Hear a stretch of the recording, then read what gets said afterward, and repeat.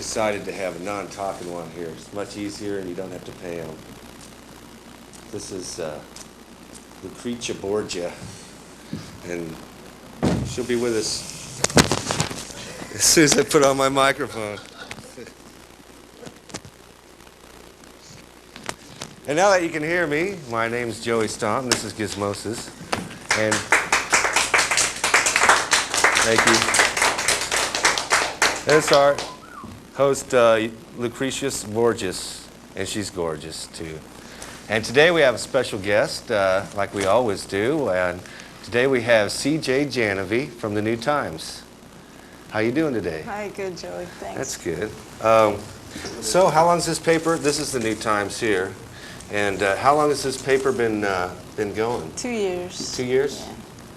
Yeah. So what's your paper's philosophy on like alternative music and stuff like that? Or what's your, okay, how about what's your philosophy behind the paper first? The philosophy behind the paper is we try to do news, local news that isn't getting covered by any of the other mainstream medias, and also criticism of the local entertainment.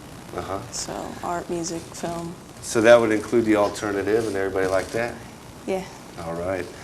So now, of course, there's another paper called The Pitch, and how do you folks differ from them? Do you have a, like a special difference? Or? We're better written, we're better designed, and we think better. Ah, well, I can't argue with that. Can't argue with that. So, and you are the editor? I'm the managing editor. Managing editor, and what's your job? Well, I work with all the writers, and sometimes I write a column, and I sort of just, make sure everything's working right. Well, now I noticed that it's real helpful to me, now unless you've been under a rock for the last 2 years, you know about this paper, and it's got all these concert listings and stuff like that. Like if a band, like an alternative band or something, wanted to get their thing listed, they could just call up or something? Yeah, all you need to do is send a press release with the information, where you're playing. It takes us a lot of time to put out this paper, so we need it at least 10 days in advance of whenever the issue is. And we publish bi-weekly, so we need a lot of lead time. So how long does it take to put out one actual paper, like from start to finish? 10 days. 10 days? From the time the writers turn in. Look at all this stuff in here for 10 days. Look at that. 10 days. And they put out all this. Can't believe it. So you got real estate in here, and now you cover the art world too, in here too? Do you have is there a regular art column? There's regular columns for all entertainment. People who write regular columns. Art, movies. We have 3 movie writers. Melissa Blazek does live music there. Oh yeah, barbed wire. Right. I guess that'd be our department. Yeah. Books, theater, food, basic columns. Now, then you have, who picks the stuff that they write about? Like, do you all come up with an idea, or does somebody come up with an idea? We sit around and think of ideas, what we'd like to write stories on. Sometimes people call us with stories. Sometimes the freelance writers come up with stories themselves. How many people do you have working for you? It varies. The regular columnists, I think maybe there's 7 or 8 or 9, and then 7 or 8 or 9 freelance writers, regular. And now, you obviously don't have a printing press there, or you don't print them actually yourselves. We make the paper there. We print it out on, use desktop publishing and paste up boards, which we send to Columbia to be printed there. In Columbia, Missouri? Yeah. Wow. Think of that. Now, this violence in the school, do you know anything about this article here? I just turned to it and I thought. I know a lot about that article. I've really read it several times. I didn't get a chance to read it, but that's like a really pressing problem? It's a very bad problem.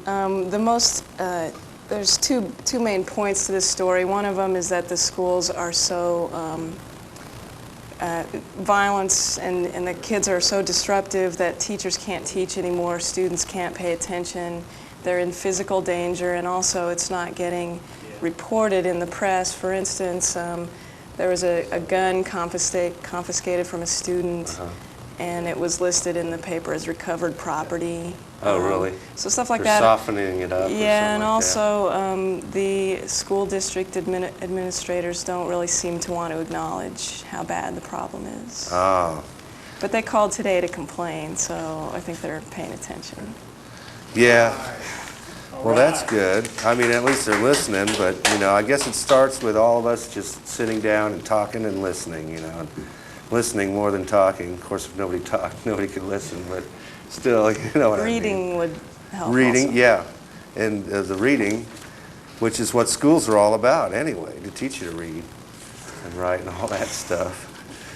What's the straight dope thing in the beginning? What's that all Straight about? Dope is a syndicated column. It's written by a guy named Cecil Adams, who writes for the Chicago Reader, and people write him and ask him really strange questions, and he answers them. As Like best he can. this one is about how did the little happy yellow smiley face, where did that come from? And they have a little picture here, if I may show it, of the happy little smiling face. If I could get just a little show. So he did a bunch of research It's on like where the that came tiniest from, but in the next issue there's an update on that. So. The straight dope. And they have also letters, of course. Now, I've always wondered about this picture. They show this picture here every time, a different picture. Now, what's that all about? Dale Monaghan, who's our photographer, just goes around town and takes interesting pictures. They are really cool pictures. And oh, by the way, your article's right down there here. There I Under the am, picture. yeah. Does your article ever relate to the picture? I've always wondered. No, 'Cause never. sometimes, you know, it almost A looks lot like of it times does. I don't even see that picture till Really? we're sending the paper away, sometimes. So now you know. All right. And so read the New Times and read C.J. Genevieve's column in it, or else. Because, you know, you can't watch this show unless you do. So we'd like to thank you and Thank you. for being on the show, and we hope to have you back soon. And more, you know, I want to hear more about this magazine. And right now we have a band in the alternative scene, and they're called Phantasmagoria.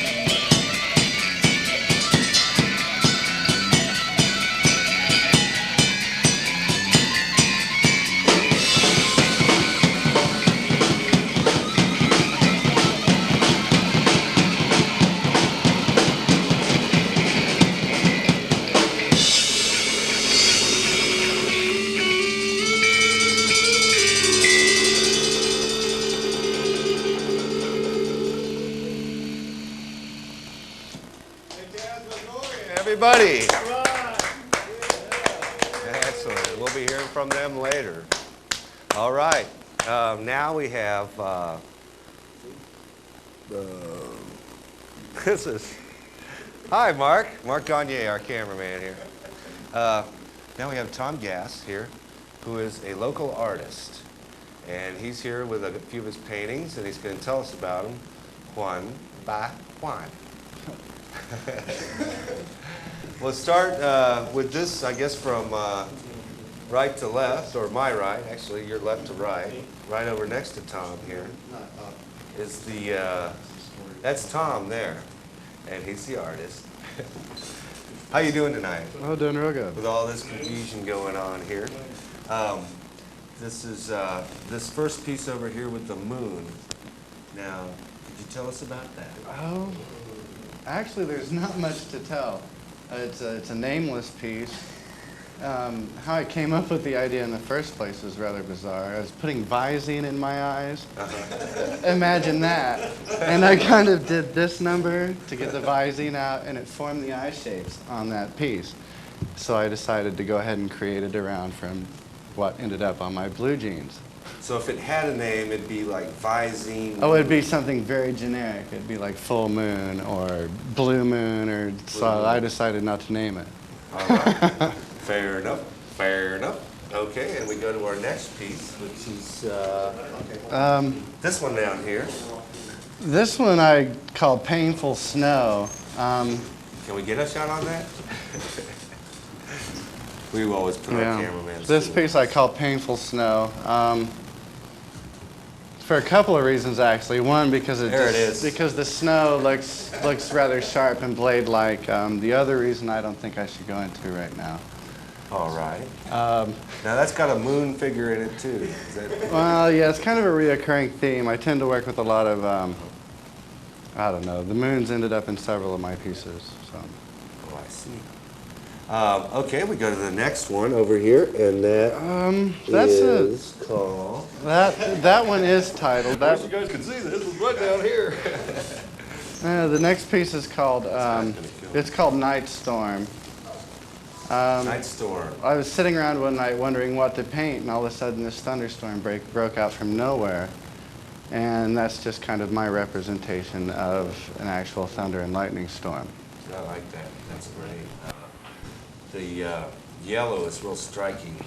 Yeah, nice. The yellow, the lightning. That's, my favorite part's the contrast between the clouds and the actual lightning. Now, you've had a showing, right, recently? Yeah, I show at a place called Open Wide Studios every 6 months. We do, it's an equinox celebration. Ah, doesn't have anything to do with the moon or anything like that. Yeah, no, well, that's not the at all. sun, that's right.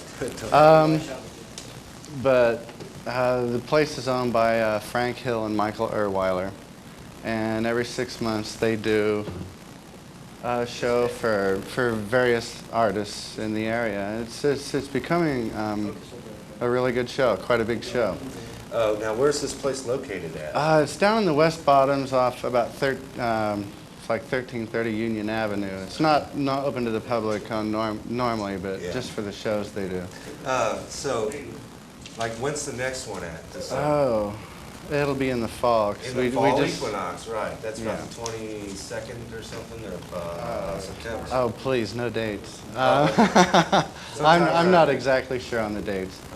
We have one more over here. And pretty soon, if I have patience, we'll bring it up. Yeah, this has got another bizarre story, kind of like the Visine story. But I was sitting in the bathtub one time and looked down at a bar of soap that I was holding, and I saw that flower figure in the bar of soap and decided to make a painting around it. Was it like Cam A? Can we say that? Oh, no Cam-A, something is ivory or something like that. Yeah. So that's like out in the mountains or something? It's just a volcanic piece. That's another untitled work. Can we see that again? Is that a volcano? Yeah. Notice that's a volcano up on the top. It's another untitled work. I tried to work kind of the flower itself kind of reminds me of a face, and I thought that was rather interesting. It looks like a face? Yeah, well, to me it does. See, yeah, I can kind of see a little nose and stuff like that, little eyes. It's just the outline itself, actually. All right. Well, that's great. So are you going to be making more paintings? Well, yeah, I've got a piece in the works These aren't now. all, of course. And Oh no, I've got a piece in the works now. I kind of have like a woodland series also. I know it sounds corny as hell, but hey, there's nothing wrong with the woods. I like to go in the woods a lot. the one I'm doing now is basically a poison ivy motif. Oh man, we saw a bunch of poison ivy today, just wrapped around a pole. It looked like a tree. If you ever see a tree that doesn't look like a tree, it's probably poison ivy. So just stay the heck away from it, man. Just a little word of advice, because I'm your host, Joey Stomp.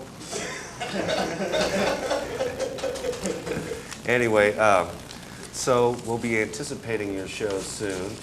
And is there anything else about your art, like you like to say, like maybe how you get your inspiration or something like that? I've shown you a couple pieces, a couple of examples of how I get my inspiration, but it can come from anything. It can come from the linoleum on a bathroom wall, or I mean, just. So you go from take the mundane. I try with the total right brain approach to painting, and then turn it into something phantasmagorical. Local studio. Local studio. Yeah, you have a studio in town, don't you? Yeah, it's at the third floor of the house I live in. All right. It's incorporated in my living Your quarters. work's in progress up there and Yeah. stuff like that. Well, that's good. That's very good. Well, what's your philosophy of life as applied to art? Oh no. I'd say don't give a blank about what anyone else thinks about your art. Paint what you want to paint. Do what you want to do, and screw the rest of it. Throw the convention. Exactly. Throw out the convention. Well, that's great, because I think the world needs more art, and they need more artists like you, Tom. Cool, thank you. Well, thanks, Tom. And now we're coming back over here to our band, and they are called Phantasmagoria.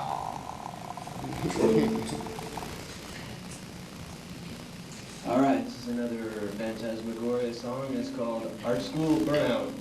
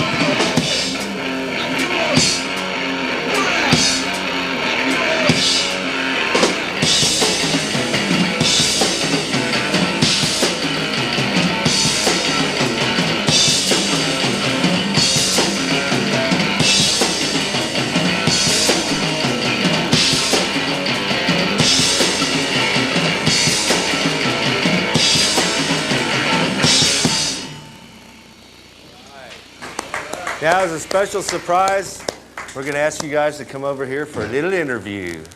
That's right. Special. And we didn't tell them ahead of time. Well, we did. Because Tenderloin didn't show up. But they'll be on a future show, I'm sure. Sorry, Ernie. What if this head were my head? What would it be like? Hey, man, my name is Joey Stomp, and I host Gizmosis. I am your host, Joey Stomp. That would be horrible, wouldn't it? That's why you got me instead of this head here doing the interviews because, well, frankly, it doesn't talk, and this is a talking heads show, you know. You can't say that. Yes, I could say that. That was a term before the group started. I'm sorry. I have to blow the censorship whistle every time for these guys, I know. But this is Phantasmagoria. And your names are, let's start here. Beth Corbin. Beth Corbin, Stephanie Shelton. Stephanie Shelton, Brian France. and Brian France. Sorry. Beth, Stephanie, and Brian. I got it. Okay, so how long have you all been together? 2 years. 2 years? Yeah, just about 2 years. You're out of Kansas City here? Yep. Where have you played anywhere recently? Well, this weekend we played Brewski's on Saturday night, and All right. Sunday we played the Hemp Fest. The Hemp Fest in Yes. Lawrence? No, actually right out in our Swope Park. Oh yeah, that's right. Yeah. That's right. That's actually where I first saw these guys, and I said, "Hey, Gary, let's sign them up." And even though there's nothing to sign, but you know, we thought we'd have you on the show. What would you term your music? Well, If you know, I know a lot of people don't like to classify, but what do you think? What do you think it's like? psychedelic thrash. Psychedelic thrash? Yes. And how about you? Well, kind of weird, I guess. Weird, fast. I'd say heavy, weird, fast music. Heavy, With a weird, sense fast. of humor. Yeah. Well, I think the world needs more of that. I mean, to me, it seems like a molding of like the punk rock and psychedelia, and also a little bit of metal and some funk, and put all together. It sounds really good. I mean, it seems to me it stays true to the name, Phantasmagoria. In fact, where did you come up with that name?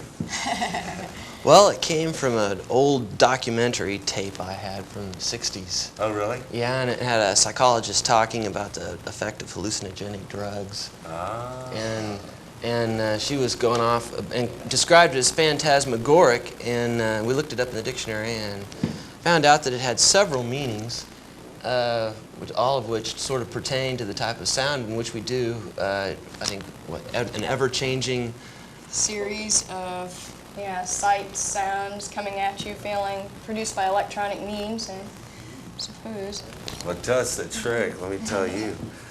What were those two songs that you performed? You performed one earlier, and now this other one you performed. Well, the first one was actually Steph's song, and it was basically called Office Supply Heaven, and it's about a schizophrenic guy who goes absolutely nuts working in an office supply shop. I And love with a it. staple gun, yeah. With the staple gun, uh-oh. By its We didn't- aesthetic appeal and staples. They do. Have you ever tried it? With going nuts with a staple gun? It's fun. Don't try it at home, though. And the second song? That was called Art School Burnout. Oh, that's right. You announced it. Yes. So True what's that story. about?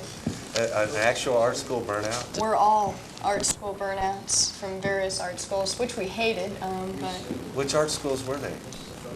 Well, I don't know if we should particularly badmouth any art Yeah. schools or the art or the No, this is art reality. profession. This is what happens when you go to art school. we just But it was more of an aggression and a lot of just pent-up vibes that we decided to let loose in music. And Instead of like staple canvas and guns so or forth. something. They're staple guns, yes. Yes. do you all have any recording plans or anything like that? Yeah. Or We're basically getting ready to go ahead and do 9 or 10 songs basically on a cassette we're going to release here, probably in the autumn. gonna release it yourselves? Yep. All right, that's the best There kind. you go. Man. The American Because, way. you know, I mean, I love independent music. I think it should be foistered. It should be foistered till it festers. All right. Well, now, let me just get this straight. Now, you play guitar, you play bass, and you play drums. All right. And you write some of the songs. You help write some of the songs? Or? Very little right now. Uh-huh. Mostly just drum parts, do what I know. Do you write the songs? Or I write some, and Steph co-writes some also.